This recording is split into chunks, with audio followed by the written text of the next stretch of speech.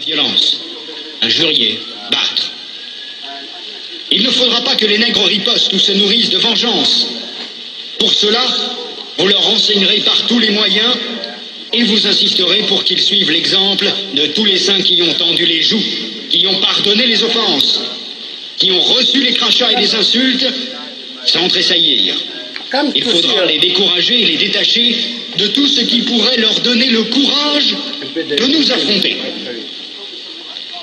Je songe ici spécialement à leurs nombreuses fétiches de guerre qu'ils prétendent ne point abandonner. Votre action doit porter essentiellement sur les jeunes, afin qu'ils n'hésitent point de nous saluer. Quand le commandement du Père est en contradiction avec celui des missionnaires, qui sont les pères spirituels de leurs âmes, vous insisterez particulièrement sur la soumission et l'obéissance, même aveugle. Cette vertu se pratique mieux quand il y a absence de critique. Apprendre aux élèves à croire et non à raisonner. Ce sont là, chers prêtres, pasteurs et compatriotes, quelques-uns des principes que vous appliquerez sans faille. Vous en trouverez beaucoup d'autres dans les livres et textes qui vous seront remis à la fin de cette séance. Vous verrez donc ce que je recommanderai à vous, prêtres et pasteurs blancs. Évangélisez les Noirs jusqu'à la moelle des os, afin qu'ils ne se révoltent jamais contre les injustices que vous leur ferez subir. Faites-leur réciter chaque jour « Heureux ceux qui pleurent, car le royaume des cieux leur appartient ». Convertissez les Noirs au moyen des chicottes. Gardez leurs femmes à la mission pendant 9 mois, afin qu'elles travaillent pour vous. Courtisez-les s'il le faut. Et exigez ensuite à ces convertis qu'ils offrent en signe de reconnaissance des bonnes viandes, poules, coqs et œufs, chaque fois que vous visitez leur village. Faites tout pour éviter que les Noirs ne deviennent riches. Pour ce faire, chantez-leur chaque jour qu'il est impossible à un homme riche d'entrer dans le royaume des cieux. Faites-leur payer une taxe chaque semaine à la messe de dimanche. Détournez cet argent prétendument destiné aux pauvres pour avoir des magasins importants là où vous êtes, paroisses, procures. Transformez vos missions ainsi en de gros centres commerciaux florissants et aidez légèrement les pauvres pour encourager d'autres blancs à investir régulièrement. Demandez aux Noirs de mourir de faim et vous autres vous mangerez 5 fois par jour. En plus, que vos ventres soient toujours pleins de bonnes choses et que vos bouches exhalent partout l'odeur des oignons. Instituez pour eux un système de confection qui fera de vous de bons détecteurs pour dénoncer tout Noir à une prise de conscience pour la revendication de l'indépendance nationale. Enseignez une doctrine que vous ne mettrez pas en pratique, et peut-être s'ils vous demandent pourquoi vous comportez-vous contrairement à ce que vous prêchez, répondez-leur, vous les Noirs, suivez ce que nous lisons et non ce que nous faisons. Et s'ils répliquent en disant qu'une foi sans œuvre est une foi morte, fâchez-vous en appliquant le fouet et répondez-leur, heureux ceux qui croient sans protester.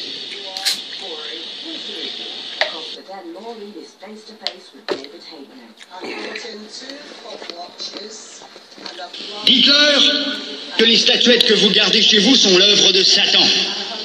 Confisquez-les et allez remplir vos musées, ainsi que ceux de Ternérine au Vatican. Faites oublier aux Noirs leurs ancêtres, afin qu'ils adorent les vôtres. Ils ne les écouteront jamais, par exemple, les saintes, la Vierge Marie, Sainte Thérèse, Saint Martin. Faites-leur prier en les mettant à genoux comme pénition et obligez-leur à réciter le chapelet 10 fois ou plus. Ne présentez jamais une chaise à un Noir qui vient vous voir. Ne l'invitez jamais. Donnez-lui tout au plus une cigarette. Ne l'invitez jamais à manger avec vous, même s'il égorge pour vous une poule ou un coq, chaque fois que vous arrivez chez lui. Bref, lorsque vous aurez accompli tout cela, notre pays, la Belgique, sera très riche, et c'est plus tard seulement, lorsque les Noirs auront compris que nous essayerons de les aider pour l'amour de Dieu, car on ne réveille pas un chat qui dort. Je vous en remercie vivement, le roi des Belges, Léopold II. Voilà.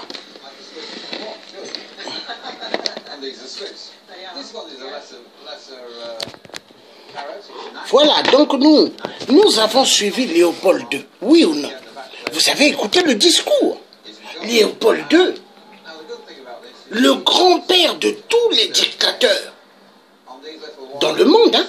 Parce qu'il n'y a pas que la dictature seulement en Afrique. Ceux qui nous dirigent en Europe, aux États-Unis, c'est des dictateurs. Parce qu'en réalité, est-ce que les dictateurs là peuvent être là, en Afrique? Mais s'ils sont là, c'est parce que la communauté soi-disant internationale, que nous aimons bien, communauté internationale, mais ça n'existe pas. C'est communauté Illuminati, communauté franc-maçonnerie.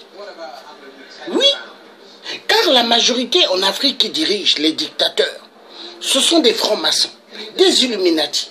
Hippolyte Kanambe, c'est un franc-maçon Illuminati. Ali Bongo, un franc-maçon Illuminati. Et maintenant, il a des problèmes avec son frère Sassou, parce que par rapport au pouvoir, Ali veut être le chef de tous les francs-maçons dans toute l'Afrique. Or, celui qui est le chef actuellement, c'est celui qui n'a pas gagné aux élections dans mon pays d'origine, au Congo-Brazzaville. Et son nom, c'est 8%. 8% Sassou Nguesso. Abemboshi Aoussa. Venant d'ailleurs, ses parents viennent de la Côte d'Ivoire et du Bénin. Oui. Aoussa. Et c'est lui qui est en train d'exterminer le peuple. Congo, le peuple aux poules, Sassou les tue.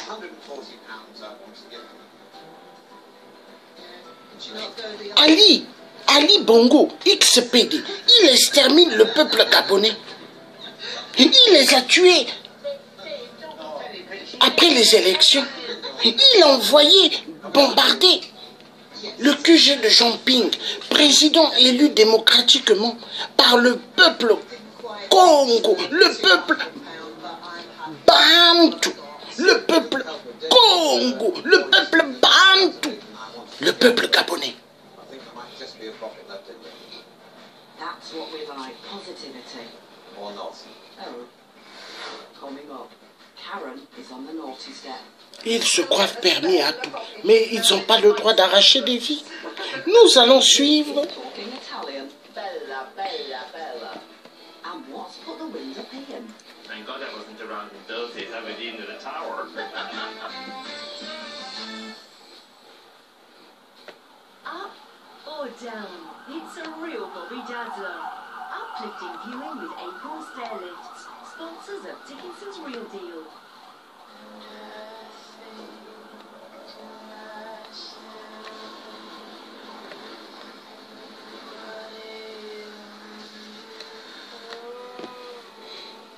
This ends here. An unmissable week of Coronation Street, starting next Monday at 9 on ITV. You know, just thinking, scratch cards are a bit like blind date. You reckon? Yeah. Let's watch Harriet play one. So she's right in there to reveal Tashman. Stash. She doesn't like fellows with moustaches, though, does she? No, hold on, it's on to play for her. She reveals a magician. She don't like magicians either. Voilà, nous allons suivre. Très important. Donc c'est l'uranium où respire la mort au Gabon. Au Gabon, nous allons suivre ça.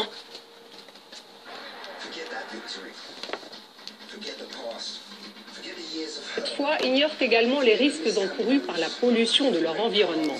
À Mounana, au Gabon, ou à Arlit, au nord du Niger, depuis des décennies, des filiales de la société française Areva exploitent des gisements d'uranium. Sur place, les habitants vivent sur un sol radioactif. Toutes les maisons sont construites avec des matériaux issus des mines. Tous les bâtiments sont donc contaminés et personne n'en est vraiment informé. De nombreux cas de cancer ont été recensés chez des mineurs locaux ainsi que chez les expatriés. Une enquête poignante de Dominique Hennequin sur les conséquences de l'exploitation de l'uranium au Gabon et au Niger.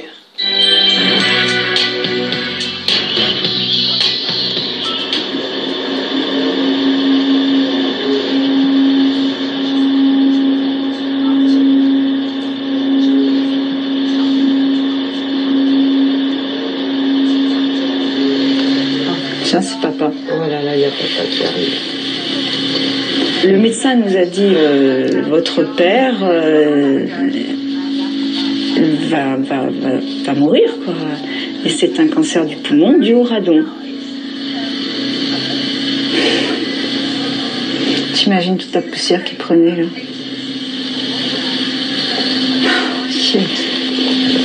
Et là, ça m'est tombé dessus. Je dis, c'est pas possible.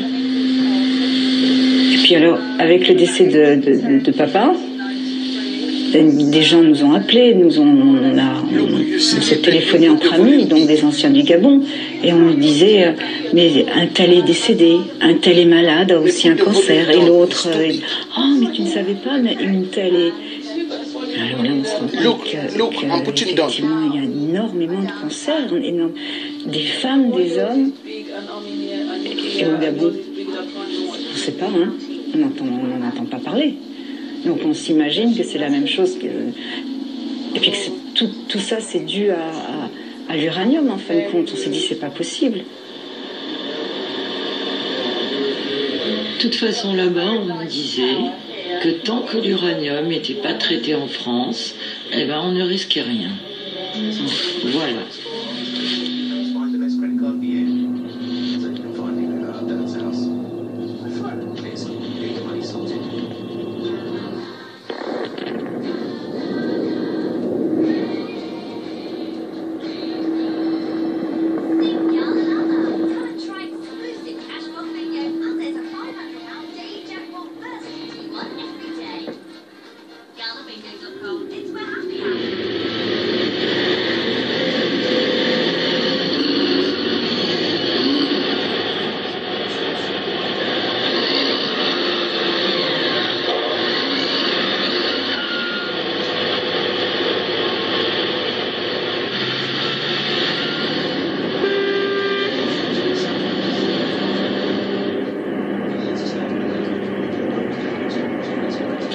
Une photo qui me révolte. Jacqueline Godet a vu mourir son père, sa mère et son mari, tous les trois emportés par un cancer en quelques mois.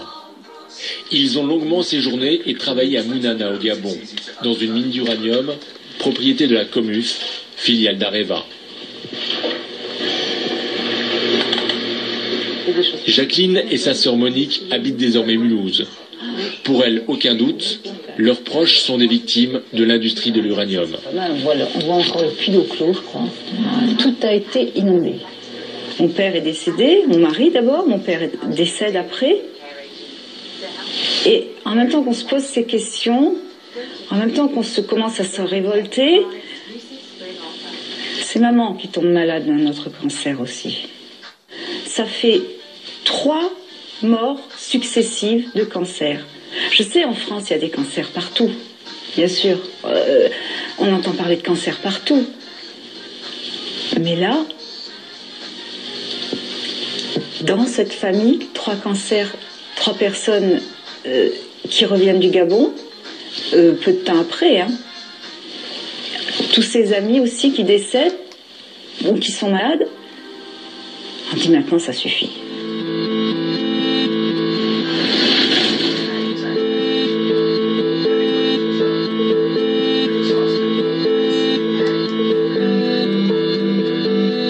Mounana, Gabon. L'ancienne cité des cadres est à l'abandon. Vestige d'une époque faste qui faisait vivre toute la région.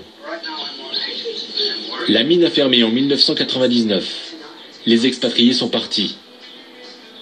Les mineurs, eux, sont restés avec leurs familles. Mais ils n'ont plus de travail. Seule consolation, ils ont pu garder leur logement dans les cités ouvrières de la vallée.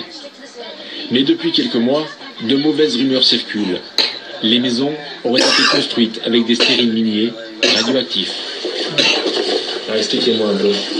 Bon, mais là, on a 2 cartes de l'exploitation minière d'uranium à Mounana. Vous avez ce côté-là, la première carrière, qui est sur la carte là. C'était la première carrière d'exploitation qui s'appelait la carrière de Mounana. Et puis, on a eu une deuxième exploitation qui est située, qui était une exploitation souterraine, je crois, celle de Mouindi. Et après, on est repassé ici, ça c'est l'exploitation d'eau clos. Une carrière aussi, qui aujourd'hui est remplie d'eau, vous voyez.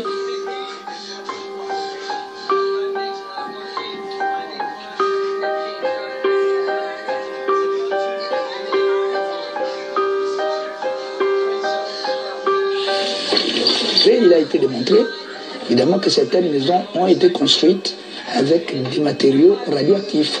Et il y a des gens, certainement, des entrepreneurs, qui se sont servis de ce sable-là pour aller construire les maisons. Ça a été démontré. La preuve, peut-être, qu'est-ce qui dit que cette maison dans laquelle je suis n'est pas été construite avec ces mêmes matériaux. Vous voulez qu'on vérifie? Oui, mais je veux bien, hein. Il faut bien vérifier. Oui. Je vais faire une mesure à distance du sol, et après je ferai une mesure au sol. Il faut faire 2 mesures en fait, hein. Ça dure à chaque fois 4 minutes à peu près. Ouais. Nous avons été formés à l'utilisation d'un compteur Geiger, qui va nous servir tout au long de notre enquête. Donc je le mets au sol pour voir ce que ça donne.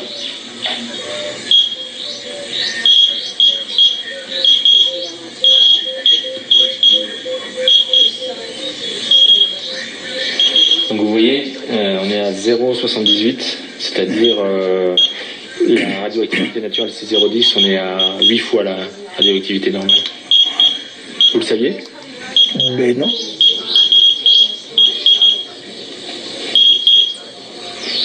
Comment vous réagissez de savoir que votre maison est radioactive là? Mais j'ai réagi comme tout le monde qui peut savoir qu'il est en danger. Moi je suis en danger.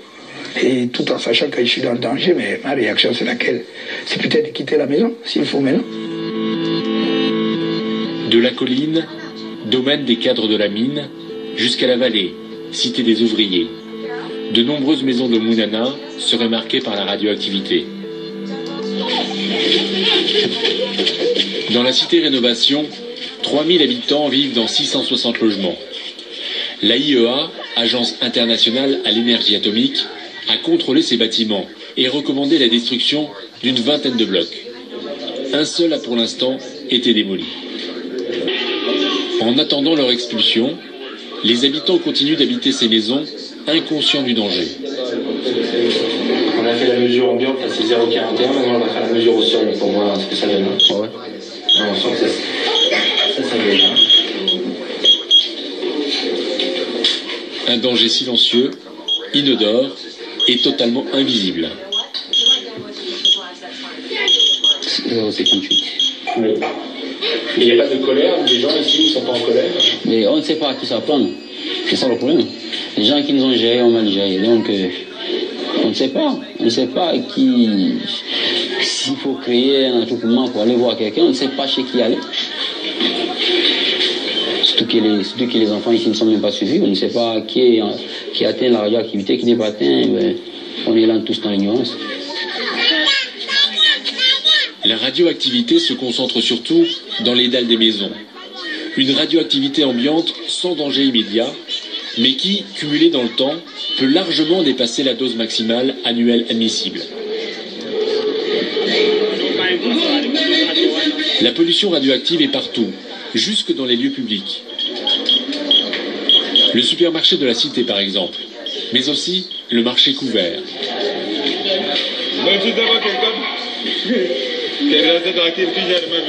Ici, les agents du CNPPRI, l'organisme de surveillance de la radioprotection du Gabon, sont venus faire des prélèvements. Un carottage dans la dalle en témoigne. Personne cependant à Mounana n'a jamais entendu parler des résultats de ces prélèvements. Cet appareil décrit tout, ça dit tout. Donc vous voyez que ma réaction, au fond du cœur, je ne suis pas vraiment à moi, parce que là déjà je cours un grand danger là où je suis là. Et nous sommes là des années. Personne n'a songé au moins à signaler à toute cette population correctement que non, ici il y a de la radioactivité en plein.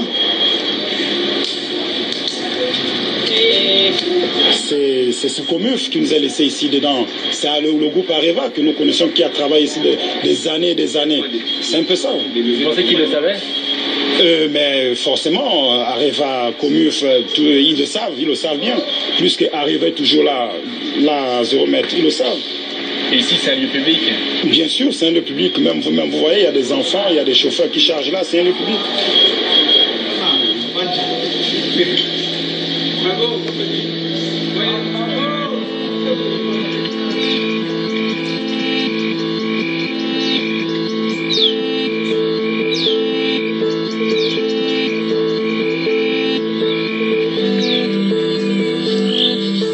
Partout où nous allons à Mounana, notre compteur Gégère signale la présence invisible de la radioactivité. Par exemple, dans l'ancien garage, là où travaillait comme mécanicien le mari de Jacqueline Godet. Sur les carcasses de bulldozer que conduisait son père, chef de travaux. Cet engin, il a servi à mine, directement. Par contre, le gros bulle, là, il a servi directement en carrière aussi. Bon, il devait peut-être se retrouver avec les autres de l'autre côté. Ils sont restés là. Ils sont restés là. On va faire une mesure au niveau du sol. Hein. Ces épaves sont les dernières traces de l'activité de la Comuf. L'ancienne usine de traitement du minerai a disparu. À son emplacement, il ne reste qu'un grand terrain vague. Comme si elle avait souhaité effacer les traces de son passage, la filiale d'Areva a démoli l'usine et déversé ses gravats au fond d'une ancienne mine à ciel ouvert, la carrière de Clos. Aujourd'hui, ce vaste trou, profond d'une centaine de mètres, est totalement rempli d'eau. Cette carrière, aujourd'hui, elle est remplie d'eau. Et lorsqu'on a démantelé l'ancienne usine et la nouvelle, tous les déchets ont été rejetés. Donc, tout ce qui a servi à la construction de l'usine, les fers, les engins de mine, tout a été jeté à l'intérieur de cette carrière. On a mis de l'eau. Et au fur et à mesure, avec les pluies, avec certainement les eaux de couches d'eau souterraine, ça a fini par se remplir. Et de là, cette eau, ils ont fait un petit canal. Cette eau-là se replonge malheureusement dans une rivière que les gens se lavent actuellement là-bas.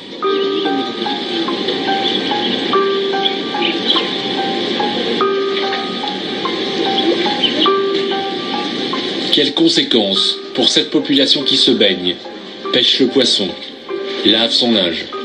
Cette radioactivité ambiante a-t-elle des conséquences sur leur santé?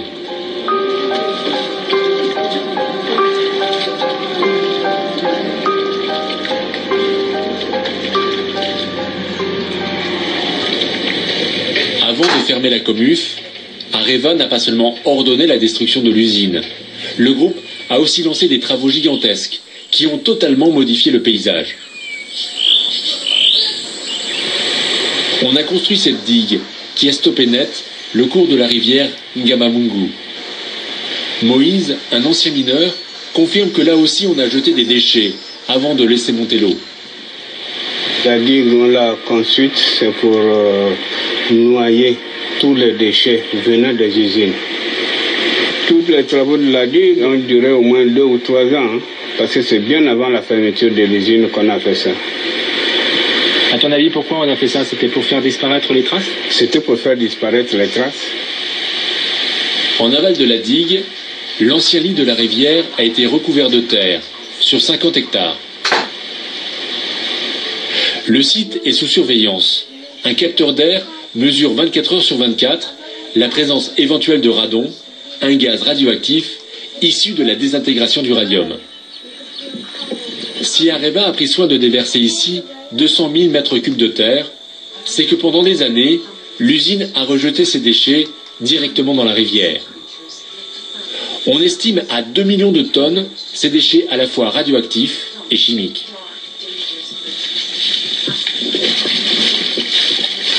Ces travaux de maquillage ne sont pas allés assez loin.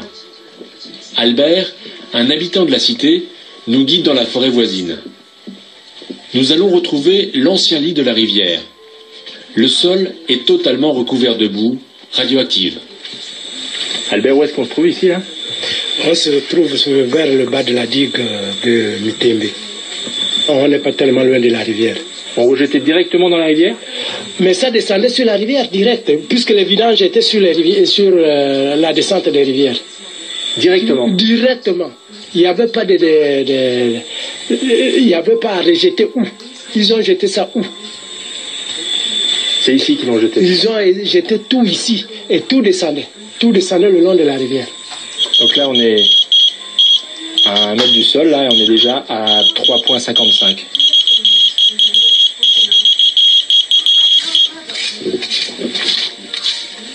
Notre compteur Jaeger s'affole. Selon les endroits, nous relevons 70, 80, 90 fois la norme naturelle. Depuis 58 jusqu'à ce jour, on ne savait rien. C'est à partir de l'an 2007 que le ministère des Mines a découvert la situation. Voilà, là on a la mesure.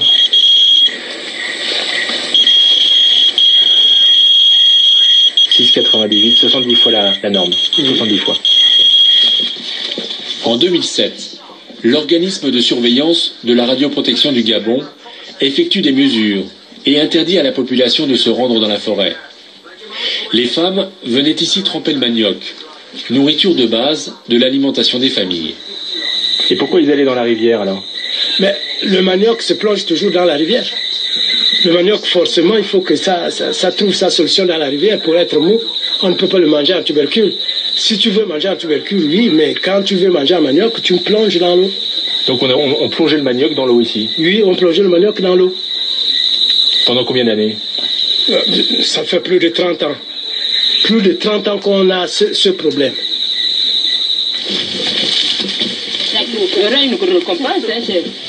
La COMUF savait, mais pendant toutes ces années, personne n'est venu dire aux femmes du village qu'il y avait un risque de contamination des aliments. Aujourd'hui encore, ces mamans continuent de tremper le manioc, non loin de la rivière, dans les mares avoisinantes. Elles n'ont pas d'autre solution. Il faut bien nourrir la famille. Si on nous a dit que ce n'était pas bon de tremper le manioc ici, mais nous sommes obligés de le faire. Dans la cablance, nous sommes obligés. Mais sinon, c'est pas bon de tremper le manioc là. Et c'est après, dans 3 ans ou 4 ans, qu'on dit déjà que c'est pollué. Mais on ne peut rien faire. Tu as peur pour ta santé? Oui, j'ai peur, surtout pour la santé de mes enfants. Moi, j'ai déjà beaucoup consommé, mais j'ai peur de mes enfants. Depuis toujours, vous avez trempé ici? Ah, ça fait longtemps, hein. Ça fait longtemps. Depuis que Comif existait.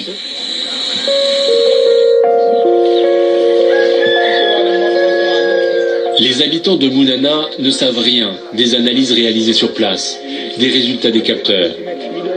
Tous ont le sentiment d'avoir depuis toujours été laissés volontairement dans l'ignorance.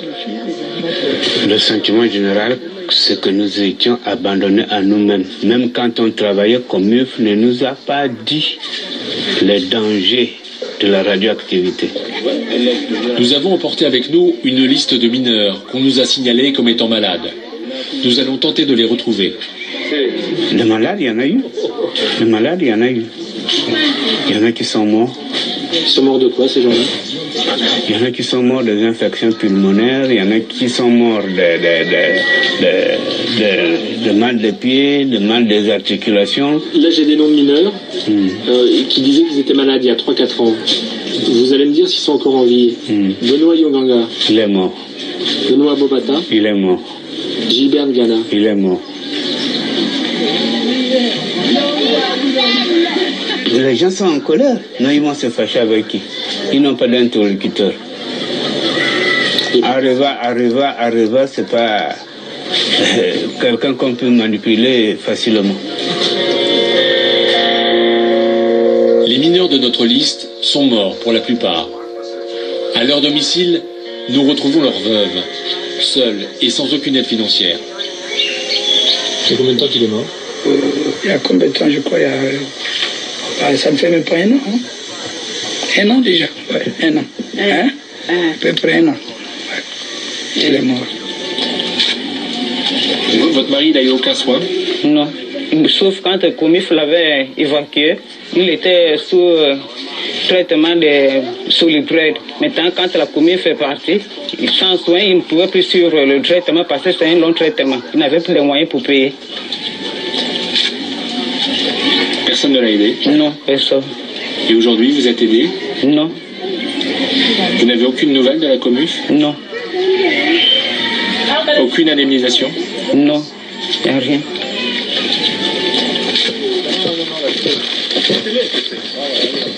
Nous retrouvons l'un des noms de notre liste. Joseph revient de l'hôpital. il a fait des radios pulmonaires financées avec ses propres économies. Depuis des mois, Joseph est malade et par manque de soins, il souffre le martyre sous les yeux impuissants de son petit-fils. On ne donne pas le résultat. C'est un secret. On ne dit pas. Son problème, c'est à quel niveau? Il a un problème dans les poumons, le cœur aussi. Dans le poitrine. Et puis l'étouffement. Et qu'est-ce qu'il vous dit qu'il est malade? Comment il le ressent? Mais en criant, souvent en matinée, quand je me lève, il crie, il a mal, il se sent mal, il mange pas bien. Toujours assis là, pensif. Combien sont-ils ces mineurs, déjà disparus? Combien de morts dans la souffrance, sans soins ni accompagnement thérapeutique?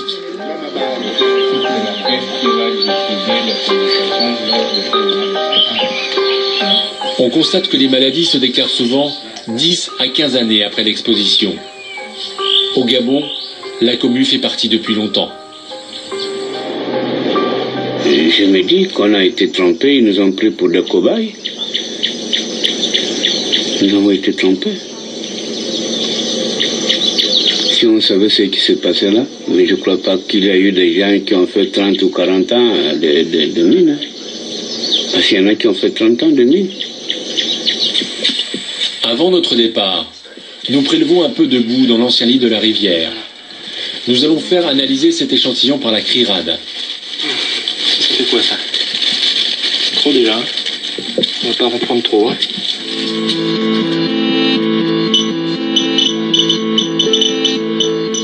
Cette association française, basée à Valence dans la Drôme, défend le droit à l'information sur la radioactivité et le nucléaire. La CRIRAD emploie une dizaine de scientifiques, dont Bruno Charéron, ingénieur en physique nucléaire. Ces analyses vont confirmer nos mesures de terrain. Donc ça, ce sont des échantillons que vous nous avez ramenés du Gabon. Bon, certains sont vraiment très contaminés. C'est le cas en particulier du sol qui a été prélevé dans la forêt. Hein. Alors, il est contaminé, on le voit bien que cet appareil, par du radium en particulier. L'analyse qu'on a fait au laboratoire montre que c'est vraiment du résidu d'extraction de l'uranium. On détecte la présence de nombreux éléments radioactifs et qui sont très radiotoxiques. Le thorium-230, 18 000 becquerels par kilo, c'est une des substances les plus radiotoxiques par inhalation, donc lorsque les boues sont sèches. Du plomb-210, 11 000 becquerels par kilo. C'est un des éléments les plus radiotoxiques, cette fois-ci par ingestion. Le problème, c'est qu'à l'époque, mais encore aujourd'hui, les gens qui vivent sur ces territoires courent des risques à cause de cette radiation. Les mesures que vous avez faites montrent qu'à 1 mètre du sol, on a un niveau de radiation qui est de l'ordre de 20 à 40 fois supérieur à la normale. Donc une personne, par exemple, qui est sur ce terrain, disons, 1 heure chaque jour pendant l'année, peut largement dépasser les limites de dose acceptables. Et donc, cette contamination est tout à fait inacceptable. En 2005, l'ONG Médecins du Monde mène une enquête à Mounana. Son président, Michel Bruguière, est présent lors de l'expertise médicale. Pour lui, il n'y a aucun doute. Les mineurs et la population ont été exposés à la radioactivité et peuvent développer des cancers. Avec l'uranium, il n'y a pas que le poumon. Il y a le poumon, c'est vrai, hein, mais il y a le rein, hein, et ça on n'y pense pas souvent, et il y a les os aussi, hein, c'est-à-dire qu'ils finissent par avoir des os qui se cassent, qui sont un cancer des os. Hein, bon, hein. Donc c'est quand même incroyable qu'encore aujourd'hui, hein, il y a des chefs d'entreprise, il y a des conseils d'administration qui acceptent de mettre leur personnel dans des conditions comme ça. Pour moi, c'est impensable, ça, aujourd'hui. On aurait été au XVIIIe siècle, j'aurais dit OK, mais aujourd'hui quand même. La pollution radioactive de Mounana est-elle isolée ou est-ce toute l'industrie de l'uranium qui pose problème?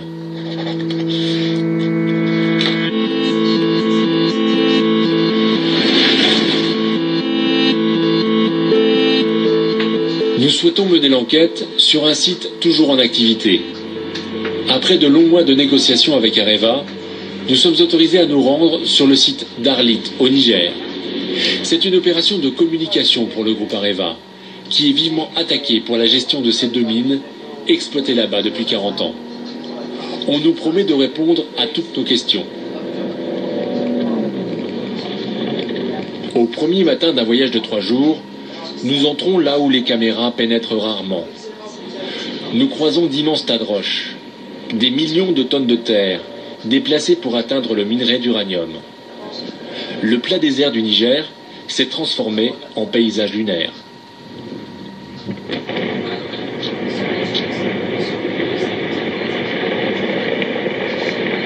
On exploite un nouveau gisement.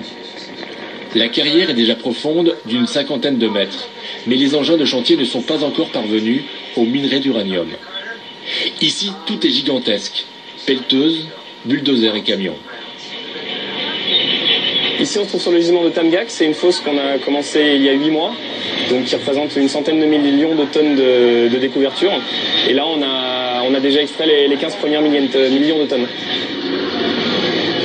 Pour produire une tonne d'uranium, il faut à peu près dégager 50 000 tonnes de stérile. C'est énorme, 50 000 tonnes. Oui, c'est énorme. C'est pour ça qu'on a des moyens miniers adaptés. 1500 mineurs travaillent sur 2 sites miniers. Cette mine à ciel ouvert s'appelle la Somaïr et produit 1300 tonnes d'uranium par an. Sa grande sœur, la Cominac, extrait 1700 tonnes d'uranium chaque année. Sur ce site, le minerai est plus profond, environ 250 mètres sous le sol. La mine est donc souterraine, les conditions de travail beaucoup plus pénibles qu'au jour. Bon. Le reportage des mines de l'uranium, ça va être encore long, donc on ne peut pas rester trop dessus. Donc vous avez vu, Ali, il tue au Gabon avec les déchets de poubelles, pas mal de poubelles. Il tue les Gabonais avec. Il tue les Gabonais en même temps avec l'entreprise que Areva ont immensément fait des dégâts au Gabon. Voler l'uranium et tuer pas mal de Gabonais. Mais voilà pourquoi le peuple gabonais, les millions d'habitants n'augmentent pas, parce que on les tue avec les ordures des poubelles, on les tue avec les déchets d'uranium, mais Ali se moque du peuple gabonais. Mais peuple gabonais, est-ce que Ali Bongo a un acte de naissance gabonais? Est-ce que Ali Bongo a un acte de naissance gabonais? Il n'a pas. Mais comment vous pouvez accepter que cet enfoiré de merde, Biafra de merde qui continue à être là? Je ne comprends pas. Il faut en découdre avec Ali, s'il vous plaît. Il faut en découdre. Ali est le cauchemar du peuple gabonais. Les Bongos sont le cauchemar. Moi, je suis né au Congo-Brazzaville. Mais je suis fier de défendre tous mes parents africains. Mais Ali, il est né où? Il ne vous dira jamais, mais nous savons que c'est un Biafra. Mais qui rentre chez lui et qui laisse le peuple gabonais tranquille. Nous allons suivre une dernière vidéo sur les déchets, les poubelles au Gabon, et après, nous allons clôturer cette vidéo. Ali est un malade, est un psychopathe, mythomane.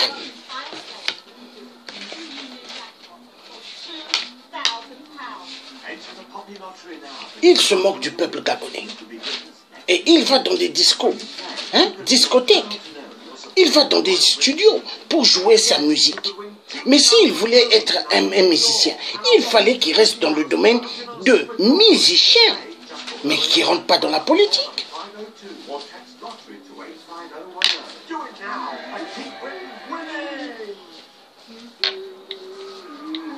When an accident happens, time stops and you question everything. We'll pick up the kids. C'est incroyable. Un psychopathe, un mythomane.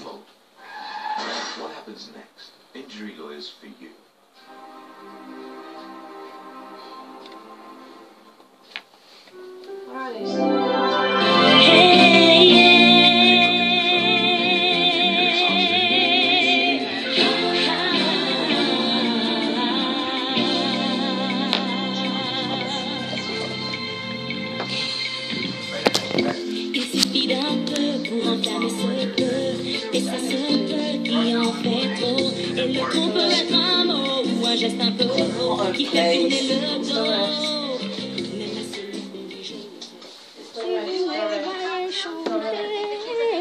C'est que la joie du Seigneur a débordé.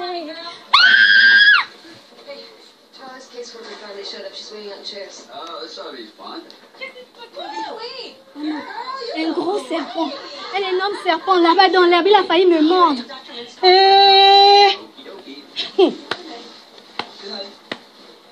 Voilà comment un enfant va se faire mordre par un serpent à cause de l'herbe qu'on ne veut pas couper là. Oui, j'ai parlé, voilà. J'ai parlé. Voilà. Que ceux qui se sentent visés n'avaient qu'à réagir. Voilà. Les gens sont trop sages dans ce quartier. Incapables de couper l'herbe devant leur maison. Donc ça, c'est au Gabon. Hein? Il y a pas mal d'herbes. Hein? Et la voirie. Est-ce qu'il y a une voirie au Gabon? Il n'y a pas. Nous allons voir les poubelles. Parce que Ali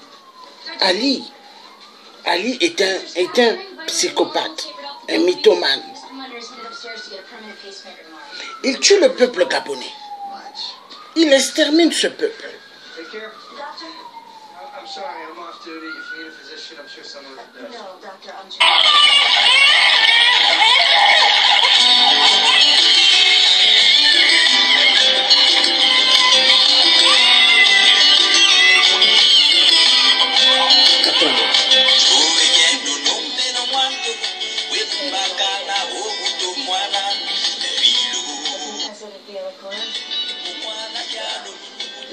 Excusez-moi, hein.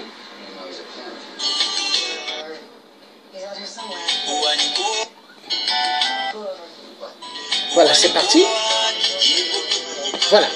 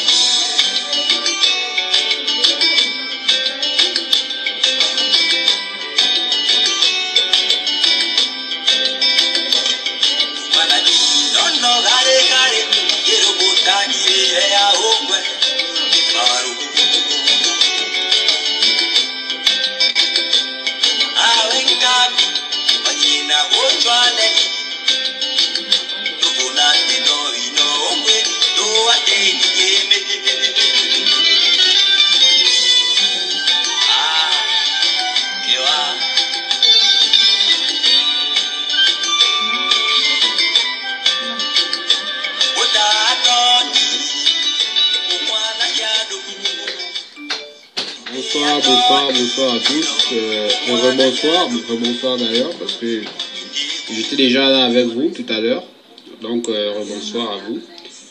Je voulais aussi pour aujourd'hui faire une petite vidéo pour parler de l'insalubrité, bien que j'ai déjà fait plusieurs vidéos parlant de ce sujet très important et surtout très dangereux pour la santé des populations. Alors je reviens vers vous pour une deuxième vidéo de la journée pour vous parler de la situation catastrophique que nous vivons actuellement, qui est le problème de l'insalubrité. L'insalubrité aujourd'hui qui attaque tout le pays tout entier.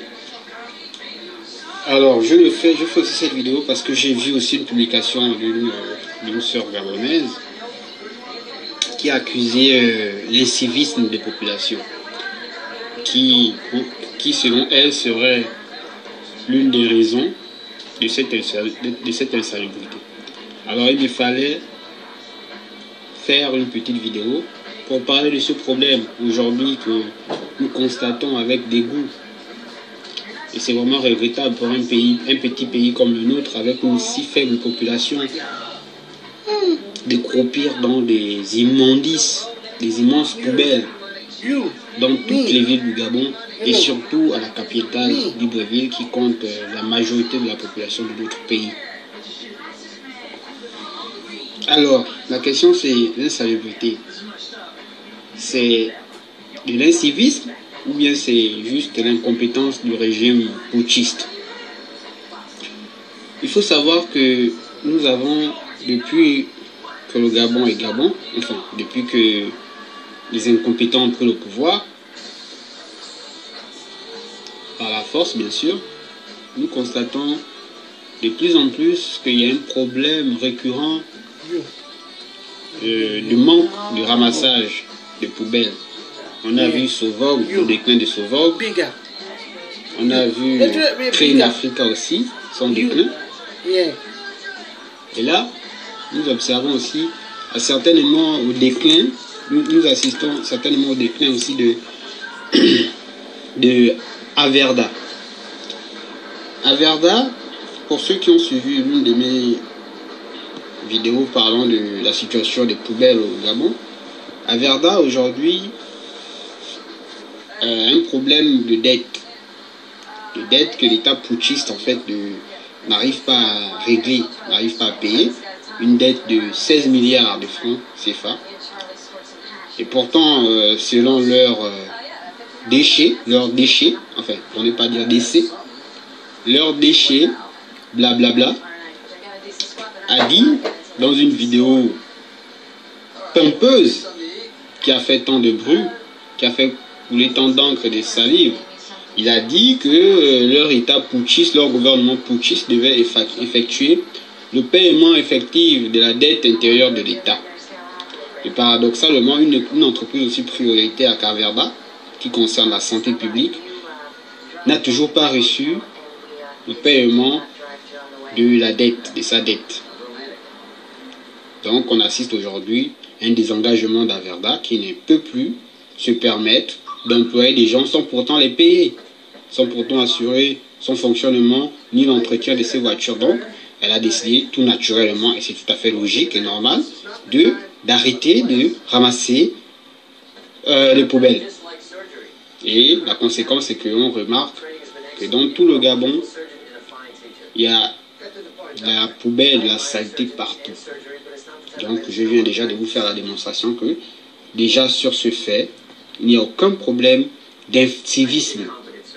Même si on peut dire que bon oui, au Gabon il y a quand même un peu de l'incivisme, parce que déjà l'État ne joue pas son rôle. Déjà si on a, est-ce qu'on a même un État? Voilà, ça c'est des questions. Donc aujourd'hui on ne peut pas parler d'incivisme dans la situation actuelle, alors qu'il n'existe même pas une entreprise qui s'occupe du ramassage de poubelles. Voilà. Donc, cette situation extrêmement dangereuse que nous vivons aujourd'hui est préoccupante pour tout Gabonais sérieux, pour tout être humain sérieux qui vit dans un endroit. Il ne serait pas heureux, ne sera pas heureux de vivre accompagné de poubelles. Tout être humain normalement constitué a envie de vivre dans un endroit propre et envie de vivre en toute sérénité concernant le cas de la santé. Aujourd'hui, on voit l'incompétence systématique du régime putschiste qui a largement perdu les élections, mais qui s'impose par la force. Mais paradoxalement, ils sont incapables d'assurer ne fût-ce que le ramassage de poubelles dans une petite ville. Hein? Quand on parle de petite ville, c'est par rapport à une ville molle qui n'ont pas de problème de santé. Ils n'arrivent pas à assurer le ramassage des poubelles. Aujourd'hui, le Gabon tout entier, sinon Libreville, devient une grande décharge publique, condamnant ainsi les populations à des grands risques sanitaires. Chose qui devrait normalement interpeller l'Organisation mondiale de la santé. Mais comme on sait que c'est aussi des corrompus, qui n'ont rien à foutre des nègres, ni même des nègres en général, mais des Africains, et des Gabons en particulier. Tant que leurs intérêts ne sont pas touchés, ils n'ont rien à foutre de nous. Aujourd'hui, on vit, on danse, on rigole, les enfants sont là, tout le monde est là dans la saleté. Les enfants partent à l'école, dans des écoles qui sont entourées de poubelles. Et aucun mot, aucune déclaration, aucune conférence, aucune information de la part, non seulement de la mairie des Libreville, mais de toutes les mairies, de toutes les villes du Gabon, et encore moins celles... Nous allons reprendre la vidéo du frère, mais j'ai un truc à dire. Vous tous qui avez quitté la diaspora, vous qui avez fui les panthères pour aller aux législatives, parce que vous êtes assoiffés des petits postes de députés, mais vous êtes des traîtres. Regardez comment les Gabonais vivent, à côté des ordures. J'imagine que toutes les maisons du Gabon, il doit avoir, dans chaque maison au Gabon, hein, des Gabonais, 200 à 300 rats. Tout le Gabon doit être rempli que des rats. Parce que voir le Gabon remplir des tas de ordures ainsi, mais ça fait immensement mal. Ali est un mythomane, Ali est un psychopathe. Il a des problèmes. Et en plus, il vient à Paris, il va se loger où? Georges V. Georges V, où est-ce que les guerriers panthères sont allés pour chasser Ali? Et Ali avait 300 gardes. 200 qu'il a fait venir du Gabon. Et 100 qu'il a pris des gardiens de boîte de nuit à Paris. Je ne dirais pas des gardes de la sécurité, mais je dis gardiens. Parce qu'ils étaient des gardiens d'Ali. Ali avait 300 personnes devant le Georges V. Et regardez, Ali laisse toutes les ruelles de Gabon remplies de tas de poubelles pour que les Gabonais décèdent. Mais sur le plan du mythomane Biafra, sur le plan du psychopathe Biafra, tuer les Gabonais. Mais voilà pourquoi le peuple gabonais n'augmente pas. Il n'y a pas des millions et des millions d'habitants. À cause de qui? Psychopathe, mythomane Biafra. Et spécialiste homosexuel. Ali est un grand champion de PD. Il aime bien les carrossements des fesses. Homme et homme. Oui. Ali est un psychopathe, un mythomane. Et voilà le Gabon ce qu'il fait. Il veut voir tout Gabonais mourir, tout Gabonais disparaître. Non, c'est incroyable. Donc les tas de poubelles sont remplis. Et quand il pleut, l'eau là, inondation, les Gabonais marchent dessus. Ils tombent malades. Ils ont pas mal de virus. Non, Ali tue le peuple gabonais à petit feu. Il n'y a pas que des armes que Ali tue les Gabonais, mais Ali tue les Gabonais avec les tas de ordures. Non, mais nous avons affaire à un dictateur qui doit disparaître du Gabon immédiatement. Les panthères. Nous devons nous occuper de Ali. Je demande à toutes les 9 provinces du Gabon. Soyez tous solidaires, levez-vous pour chasser Ali. Si vous levez les 9 provinces du Gabon, Ali ne pourra pas tenir, mais debout. Vous attendez quoi? Vous voulez que toute la résistance en Europe fasse tout, ou aux États-Unis, ou ailleurs? Mais vous, levez-vous. Levez-vous. Levez-vous. Nous allons suivre le documentaire du frère sur les déchets au Gabon. Ça fait mal. Du gouvernement putschiste. Alors, qu'est-ce qu'on va penser? Est-ce qu'on va toujours vouloir, comme certains ont pris l'habitude, torpiller les populations qui subissent dans tous les sens, commencer à condamner les populations comme si ce sont des populations qui vont assurer le ramassage des ordures, qui est quelque chose de très technique et qui nécessite des moyens et des compétences assez bien formées pour s'occuper de ces choses très dangereuses, qui sont les poubelles.